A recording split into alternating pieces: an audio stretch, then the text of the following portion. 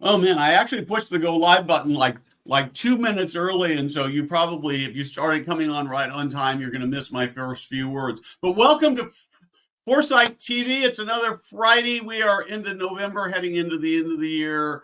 I have got two of my very favorite guests on, Stephanie Harris and Amanda Tweten with Arrow Senior Living. And before we get started, let's do this.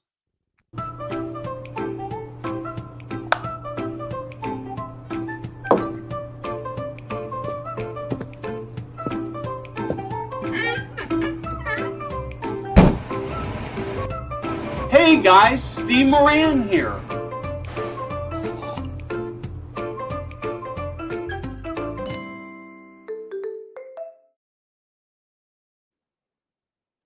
So I'm just coming off of 4 or 5 weeks of conferences in 6 weeks. One of the people I think I saw in every single conference was these people running around in weird orange shirts.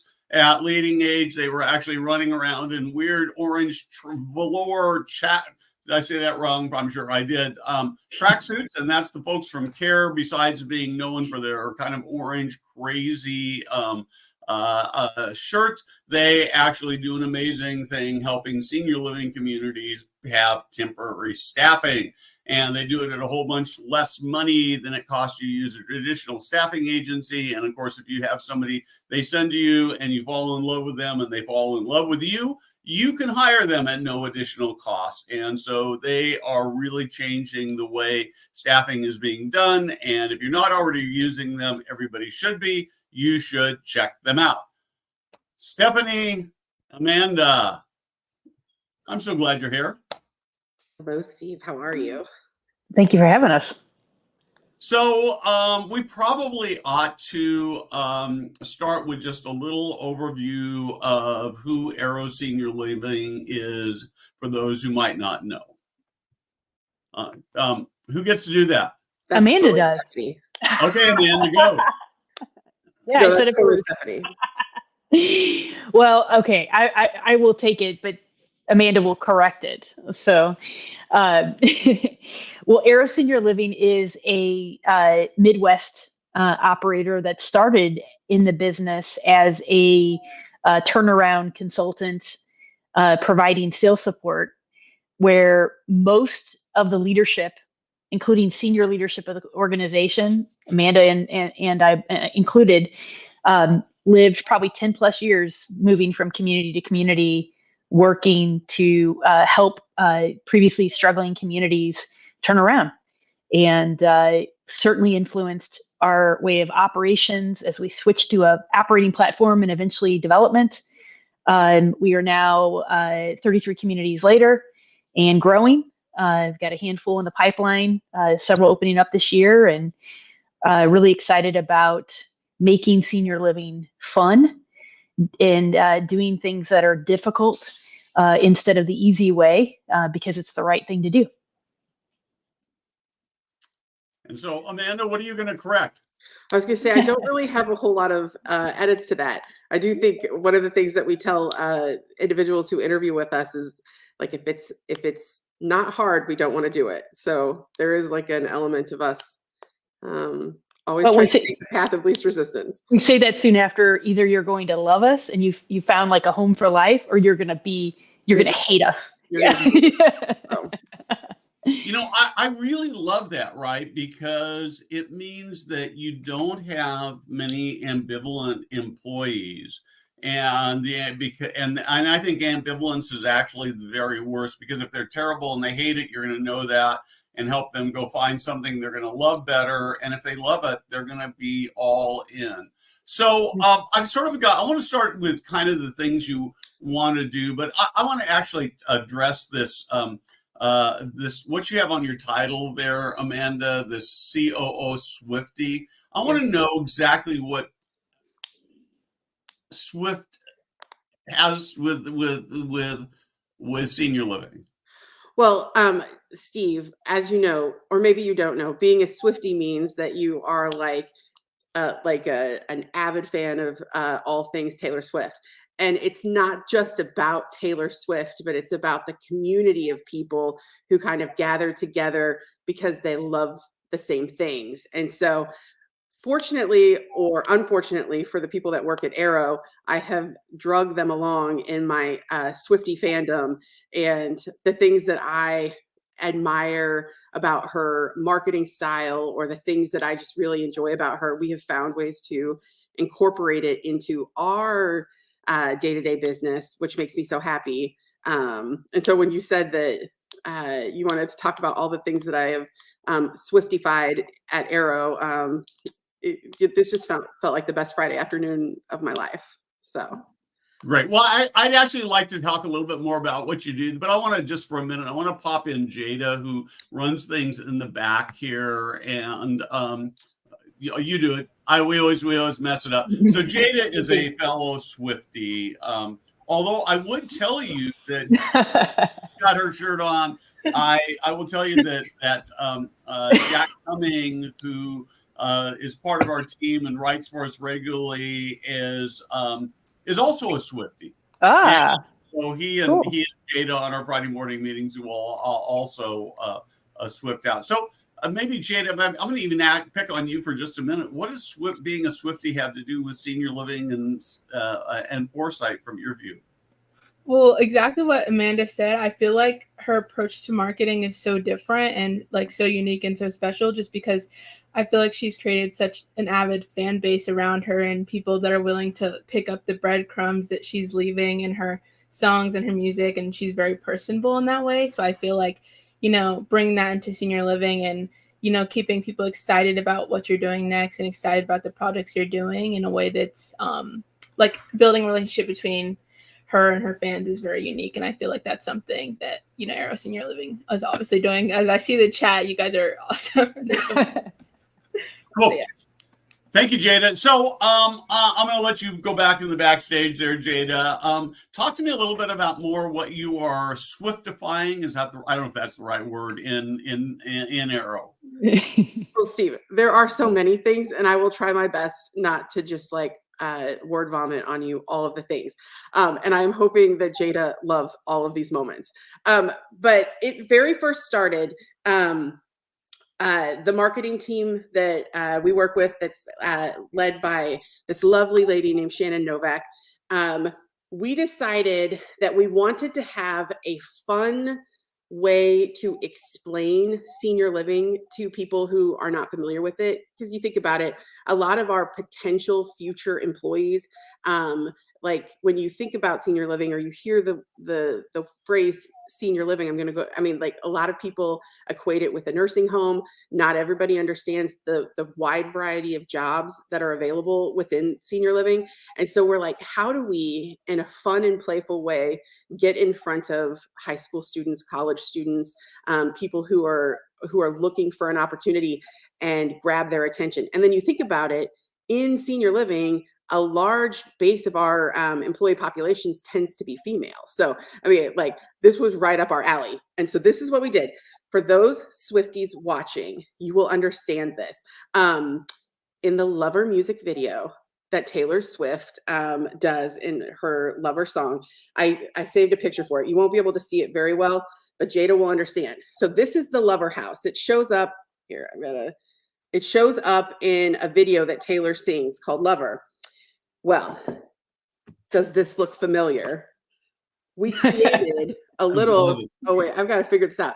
What senior living looks like, Gladys's version. And it is literally the artist picked the Lover house and we went through in every single position. Don't worry if you're worried about whether or not you can see it. Here, I made a larger version. But so every single, we went through every single service area. So culinary. The other thing about Arrow is that we're a dog company, which Taylor loves cats. So we did put her cat in the drawing, but we're dog people. So we check out that dishwasher back there. Your hand's right on the dishwasher. My hand's on the dishwasher. Yes. Oh, look at that. Yeah.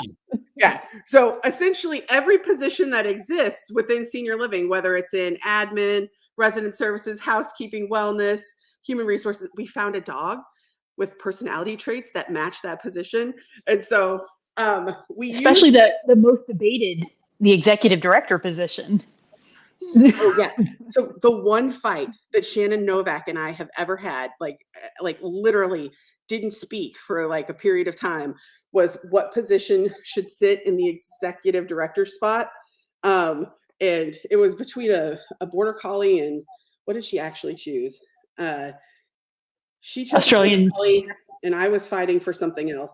Yeah. She won, but So I want to touch on something here that has really driven me crazy over the last few weeks as I've been at senior living conferences. I cannot count the number of people who have said to me, nobody really wants to work in senior living. And it is driving me crazy because working in senior living is amazing. But if we go out as the industry and say nobody wants to work in senior living, you know what? Nobody's going to want to work in senior living. Yeah, we should be going out there and talk. It is an amazing place to work. You make a good living. You get to change people's lives every single day. You go away happy. This is crazy making to me. Yeah. Well, the interesting thing is, Stephanie mentioned it in the chat. But so like one of the things that happened at a job fair in Ohio, we had people coming up to the table to be like, are you the Swifty table? Are you the one with the Swift or the Lover House? And we were like, yes, please take a coloring book. But again, like it goes through, it's an adult coloring book. It's meant to be more for like when they were doing their training, that was the original idea. Like you have to sit through hours of boring training. Why not have a coloring book? Well, if anyone knows Amanda, they know that she has to sit through a meeting within the company. She's doodling, no matter what. So it's an ODU as well. Yeah, but we ended up and we tried to explain every single position and like what's the point of a memory care support partner in our organization? Like what are the characteristics of a person who's going to be successful in this role? And then again, to make it fun and interesting, we just tied it to each of the positions. But this is one way that we have incorporated. So Taylor is helping us teach people about senior living and all the different jobs. Are you ready for the next one? Yes. So the other thing that I'm very, very excited about, if you are paying attention to the Eras tour at all, there's a very important line in one of her most recent songs, You're on Your Own, Kid. And she makes this statement, you make the friendship bracelets, taste the moment or take the moment and taste it. Like, and everybody like glommed onto that and they started making friendship bracelets. And so I decided, because I absolutely am crazy, I decided that we should have core value friendship bracelets. So like all of the core values of our company. So right now you're wearing one of our core values. Like that's our Let's Chuckle. Because one of our core values is to what's the exact phrase? Power of a chuckle. Yeah, we believe in the power of a chuckle. And so, long story short, we have made friendship bracelets that all have core values. Like one of our core values is the answer is always yes. And so this bracelet is actually, it says KNOW, because you can't say no in our company. If you're going to say no, it means KNOW.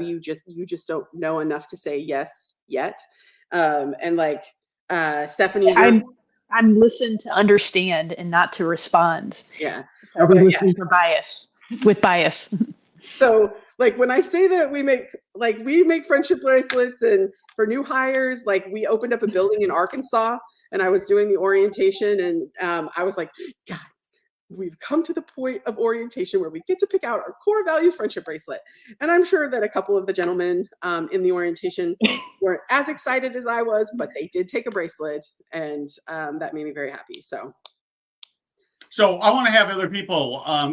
Cassie posted what hers said. I'd love to hear some of the others post in what their friendship-based bracelets say. So transparency builds trust. Yep. And Jada, I think we need some friendship bracelets for single living Foresight, right? Or at least for Jada. Let's Chuckle.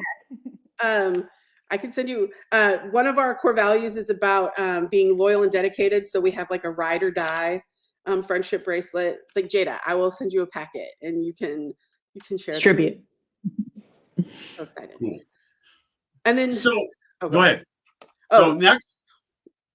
The last thing I was going to say, like if I were picking our top 3 things, because I try to incorporate Taylor in all things, But the other really fun thing that we do is at Christmas time, we gather our residents together and they record a Christmas song. So we've been doing this for quite a while. I think we can make over almost 10 years you've been doing it. I think that we could have our own EP at this point, our own record. But every year they go into recording studios, they record a Christmas song, and then they also record like a video, like a music video that gets released with the Christmas song. And one of the things that Taylor Swift is known for is Easter eggs. So like if you're watching one of her music videos, you know that you are going to see little hints or clues within the music video that either throw back to something she's done previously or give you indication of something that's coming in the future. And so every single Christmas video that we have has hidden Easter eggs in it. So like from the very first Christmas video that we did to like 5 years later, like if you watch this year's video, you're going to see throwbacks or acknowledgments from every other Christmas video we've did, residents that we've had in the past. And so I love a good Easter egg, a good friendship bracelet. Yeah. So what else is happening? So you got 46 days worth of Christmas, and each year it gets a little bit more, few more days. Pretty soon, like in January, you'll be doing 300 days and 30 days of Christmas. Well, so I don't know if any of our employees have picked up on it because it started 3 years ago. We just did 38 days of holiday cheer because it's Thanksgiving to Greek Orthodox Christmas. And so unfortunately for some, Thanksgiving moves. And so last year it was 45 days. This year it's 46. And we decided to add Dipmas this year to make up for the 46th day. So Steve, if you're not planning a Dipmas party, I don't know what you're doing. A what party? Dipmas. So it's dips. Like I don't know. I'm obviously out of the know. Like chips and dip, but you pick you with a large like a friend party. You're each bringing different kinds of dip. Dipmas. It's just the best. Dipsmas. I see. Don't worry, Steve. I'm going to be sending you one of our handy dandy calendars for this year, so you will be able to flip along. Along. Perfect. I always look forward to your gifts. So I want to actually, this has been so much fun. As you sort of look at, I think that last year has been a challenging year for pretty much everybody. As you guys look at 2024, are you more optimistic? You see it as more of the same of this year. How do you see 2024? Stephanie? I'm really energized because, to be honest, this was a tough year. A lot of what made this year tough was more to do with our financial partners and what they may have been going through as a part of just the larger economic crisis. But I do believe that senior living is improving every single day, and we're going to start to see even more acceleration. I know our communities have been just thriving. We're fortunate we have brand new communities, so that always is a nice competitive advantage. But many of the trends and the things that we've been tracking for the last couple of years, that sort of like pre-COVID models to current, it was like, how do you model going forward with data that has just been so disruptive? But we're finally seeing trends lining back to pre-COVID levels and models that'll help us, I think, as we're working through from a more predictive, like how can we better predict the future or predict in our forecasting or tracking metrics? Things are normalizing in a way that's is certainly creates hope for me, and I think hope for the industry in our recovery. I'm excited because I also think at the same time, this is the pressure we needed to get better at what we're doing. We've allowed for so long, really sort of the table scraps of demand. Like we just don't have large consumer, following embracing senior living in the way that I think we should and can. And I think this is putting us all in a point to say, we've got to do things a little bit different. We've got to really, we've gone from series of 2 years of aggressive rent increases. Now we really have to deliver value in a way that's going to help transform the industry and really leverage this baby boomer or the early silver tsunami. So I really like this a lot. I think that, one of the things that I've seen, and we talked a little bit about this before we went on the air, is there's been a lot of transitioning of buildings from one operator to another. And I suspect we're going to continue to see that through the next year. And hard times are not much fun, but ultimately, they refine things and they cause, I think they cause good operators to get even better and not so good operators to maybe go away or to fix things. A long discussion while I was at the NIC conference with somebody about the staffing mandates. And I sort of have been universally making operators of nursing homes a little bit mad because I actually think that we should be supporting staffing mandates under the right conditions. I don't think we should just say, yes, we need them. But I think that when we say we don't support mandates, what it looks like to the public is we don't really care about quality. Yeah. Should be framed properly. But one of the points that one of the operators made in pushing back, which I actually thought was really, I think is sort of right, is that ultimately bad operators will go out of business. And I think maybe long-term that's true, but I also worry that you wonder how many people get hurt in that process of getting them to there. So, well, honestly, Steve, you've got several partners that have excellent products of technology, but it just shocks me how low of a penetration rate those types of services are having in our business, and people being reluctant and worried that that's going to change things or we're going to know more than we need to know. It's like, that's exactly the wrong kind of thinking that's really in the way of all of our successes. And I think that it's going to be those who, when we make bad decisions and we have bad outcomes, we learn from them. We're going to grow and become better as a result of it. Like Amanda's father, Mr. Tweten, as I call him, is one of our consultants for has really helped us as this company has grown. And he constantly reminds us that every problem is an opportunity. So yes, some operators have lost some business and some changes have been made, but can that be the wake-up call out of desperation or aspiration to get better? And I think that that's something that the industry as a whole is experiencing, and the consumer will be better in the end as a result of this pain. Yeah, and I think that that's really the key. I think that one of the things I hear a lot from operators, honestly, is, and sometimes I hear this from the not-for-profit, is that you can either have quality or you can have profits, but you can't have both. And I just think that's completely wrong. No. I think we're lucky because, in a sense, we're a private pay business, so we have to earn our customers' trust in their business every single day. And I think that that's what's really cool about private pay senior living. And I think we can do that. And I do believe we are going to see a shift where quality and quality measures are going to become more of the standard. As you know, we are large supporters of the Joint Commission accreditation process. We're so excited about that. It's been busy the last couple of years, but we knew we needed to get busy about getting better as well. And I think that that's what higher standards can do, is like, when the state comes into our communities, it's not like, oh my God, what are we going to do? It's like, okay, all right, this is a distraction for the day. Like, we know we're doing what we're doing. This is the right thing every single day and with the right intentions. Like, this is just the low bar of what we have to jump over in every single day. Our standards are that much higher, or we want them to be that much higher. And then more concerned about an AeroMock survey than a state survey. And like, I think we just got to create those kind of shifts that, gets us thinking about excellence, not average. And I think we just become settled for so long of average that once the occupancy started to drop and the economic pressures of the interest rate climb and inflation started to hurt us, like, average is what's going to fail. Average what's going to fail. That should go on a plaque or something, I think, and I absolutely agree with that. So as you look at the boomer consumer, do you think that we're going to be different? Do you think I'm a boomer, and I'm sort of on the old, I'm sort of late, I'm just before the middle a bit. And I'm sort of thinking about senior. So I'm starting to think about what am I going to want? And you know what? I have no freaking idea. So what do we do with that?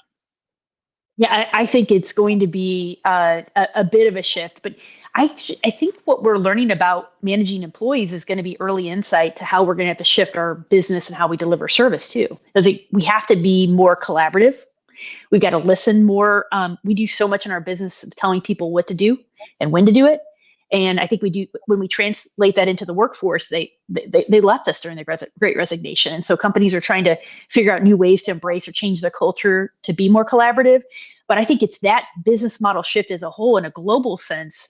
We're going to have to do that for our residents and our customers in a way that we aren't doing today in a traditional or typical senior living. And I think that's like, it's how we listen will matter more where we need to go than us just trying to figure out what amenity somebody is going to want.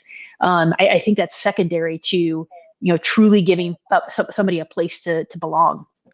Okay, so you've sort of set me up. Then Amanda, this is I think this is for both of you, but one of the reasons I love having you guys on, besides just loving you personally, is that when you guys are on, we have more audience participation than any other guest by probably a factor of 10 times.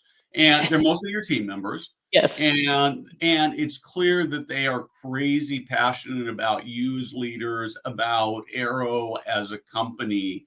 And I look at that and I think, oh man, every senior living community ought to do. I just like to have you talk a little bit about what you've done to create this. We're all in this together, and maybe what other people can do. Wow. Amanda? I was like, you've stumped me. I mean, that's a tough one. I mean, team sound off. Like what? Like I would say that. We've been very lucky to connect with people who do have a genuine passion for, I like, whether it's for seniors.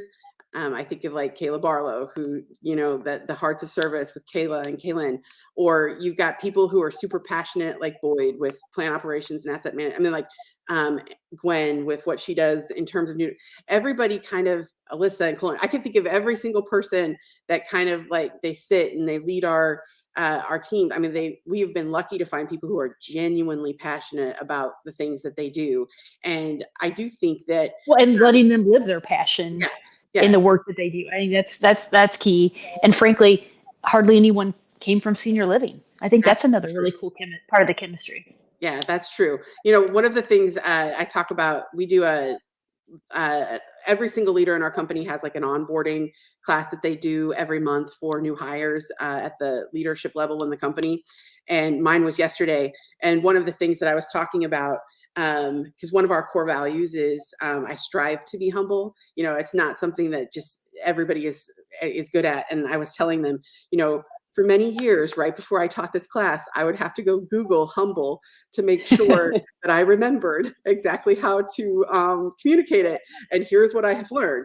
And what I tell everybody is like, for me, the definition of humble is that I am not the most important person in the room. And it's very important that everybody who works for us understands I am not the most important person. Stephanie is not the most important person. Like, it is the collective team environment, the collaboration that we have together, that is most important. And, the other thing that we try to talk about is like within our organization, there are only two people you can get in trouble with. Stephanie, who are the two people you can get in trouble with? God and the police. Yeah, like it's God and the police are the only two people you can get in trouble with at Arrow, because we're all a bunch of grown-ups hanging out doing this thing together. Like you can't get in trouble here. And and if you think that way, you're not going to be successful with us, because you're like in your own way if you're thinking you're going to get in trouble all the time. And so again, I think we've just found people who are excited to have a seat at the table, and we all just kind of work together. Well, I think it is like we are in the business as a management platform of providing individuals providing service. We aren't direct line providing service to our residents as we are providing the resources to provide those services. So when we invest in our workforce, when we invest in the company and each individual, I think that we try to meet that as genuinely as we can. And I love what Amanda said, I am not the most important person in the room. That is such a key part, because I think many of us all of us probably spent time in our career where we were in a position where we were reminded daily we weren't the most important person in the room. But I think when you do that, when you're in a position of leadership, I think that creates an inverted view of the organization and power, and that power is not centralized, it's decentralized. And so as Amanda pulls another display, but this is a philosophy that I've personally carried for the last 15 years in the organization. Is our organization chart is flipped upside down. I'm not at the top. Yeah, I'm Stephanie's right here. This is our org chart. So if you were looking for the top leader, Stephanie's right there, because she's got to support all of these people.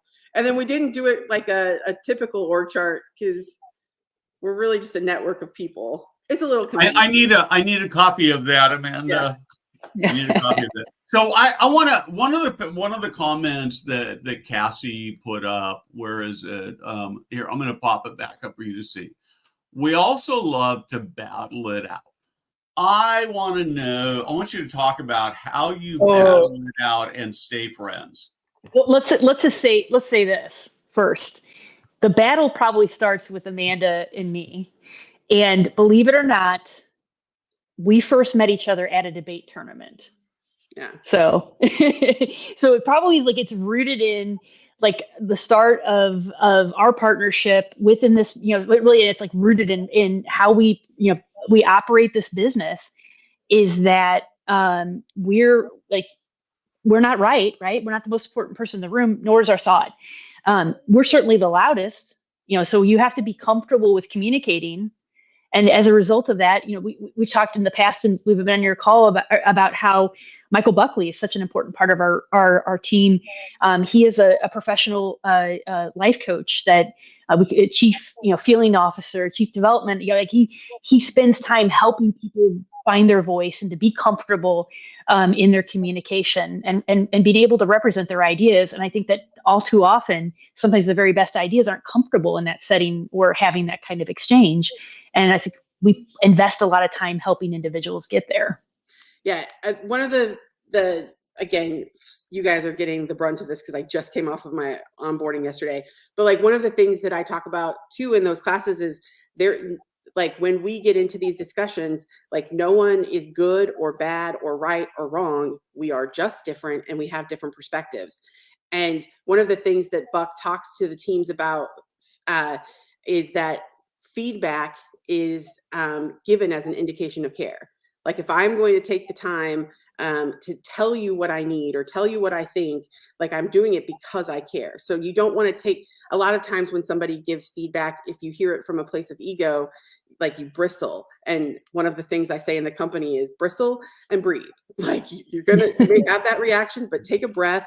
If you're thinking about it as information and given as an indication of care, there is no reason that you can't navigate through it. And I will tell you, Candace, who is our VP of Human Resources, she and I can go to battle over some of the toughest things. And I'm so grateful for that, because I want someone who trusts me enough to fight me for the best outcome in the organization. And she trusts me enough to navigate my own emotional response to it so that we can get to the other side. So, I mean, when Stephanie says we invest a lot of time and money into thoughts, managing our feelings so that impacts our thoughts, that then impacts our actions and our results.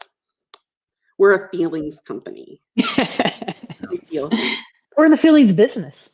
That's the reality. In the feelings business. I love this so much. I hear you talking about it, and I think my perspective, I'm in the boss, so you always worry a little bit that you don't have proper perspective. But I kind of, we have very much a no blame culture, because so often when things go off the rails with a team member, it's because I didn't do a good enough job of giving instruction or giving feedback. And by the same token, as a writer who tackles controversial issues, I get feedback fairly often of people who disagree with me. And you know what? I love all of it, because I learn a ton more from my critics than I do from my fans. Fans are important. They keep you going, but they don't teach you as much as the people who come at you. And you have, in my view, you have to assume that it's done in love. So, Yeah. but so we are about out of time. This always goes by so fast. I want to sort of give last words. And Stephanie, you first, and then Amanda. Well, I want to send a shout out to you. I do think that you're the agitator we need in this space. Really holding us accountable as operators, as investors in senior living, and really, driving this industry forward. And some of the effort you've put in, even on the listening to your interview with Lauren with Silverado, like you took on topics and stood in the gap. In a moment when others weren't. And I want to commend you for that. But I do think that this is like, we embrace your thought process so much, because I do think a different way of thinking is going to be such a positive opportunity for this industry. I'm excited. I've spent 2 decades in this industry. I probably have another 2 decades in me. And I'm really excited about the direction this industry is going. I can only imagine what it's going to look like, 20 years from now. Yeah. And what I'll be able to look back and say, I remember at the beginning of my career, people wouldn't send emails and we sent things by fax, to what we're doing today. And I'm just really excited about that. And the transformation ahead. It's happening right now as we speak, and it's making us all better. So, Amanda? Yeah. I know that, Nick, I sat behind you in one of the sessions, and it was, Steph was on the panel, and they were talking about like what the future of senior living looks like, and what will seniors be interested? And as the panelists were talking, you were shaking your head, or you were going up and down. And one of the things that I have very much appreciated is that when it comes to employee culture, when it comes to just generally the culture, or bringing fun into the senior living world, I love that we are kind of synergistic in that, and kind of going the same direction, because just as we look at how we bring employees together and teams together to be collaborative, our resident base, as we go into the boomer generation, I think is going to want to have a more purposeful style of living. They are going to want to influence what their environment looks like and feels like, and likely even manage it themselves to some extent. And so we really have to have an open mind and an inclusive mind for all the different ways that the boomers are going to influence the industry as we roll. You are speaking my language. I think that one of the biggest lost opportunities that operators have is they've got all these people living in their communities who made enough money to be able to afford to live in a nice senior living community, and they're mostly told that they don't have anything of the operators are mostly saying, we're not really that interested in what you think about how we're running our business. And I dream of a day where operators say, I can hardly wait until the next resident committee meeting, and they start talking to us about how we can make it better. And then we're going to go back and figure out how many of those things that we can make happen. And yeah, I get it. There are people who are difficult and people who are never going to be happy, but most of those people are fans, and they just want it to be better too. So I would agree. You guys are amazing. I love you guys. Thank you for joining. We appreciate you. Yeah, thank you for having us. Yes. I will send you some friendship bracelets so that you have them in case you need them. Stay to be ready with the outing. Good. I'll be wearing them. I love my Arrow wear, and after Nick, you handed me this at Nick, and I was so happy because I had half a day on my own, and I was able to stay warm when I was out walking Navy Pier, and so I was grateful to you just continuously for 3 hours because it kept me warm. So with that, thank you very much. I just want to say to everybody who's watching, those of you who are part of the Arrow team, you guys are amazing. you use the word luck, and I'm not crazy about the word luck, because I think that what you did was actually create an environment to get and keep people that are like this, that are on that line. And so I don't even want to say, I guess you were lucky to stumble on Arrow as a company, but you guys are ultimately, you guys what make Arrow Yes. every bit as much as what Amanda and Stephanie do. And I love you for that. I love you for your passion of senior living. And I just wonder if every operator were sort of like this, had this kind of passion, everybody would want to work in senior living. Every elder would want to move into senior living, and so many of the things we struggle with, we wouldn't struggle with. So, and we didn't even hardly get to talk about technology, and I'm sorry for that, but we are way past time. Thank you very much. Thank you. Bye-bye. Bye. Bye-bye. Thank you.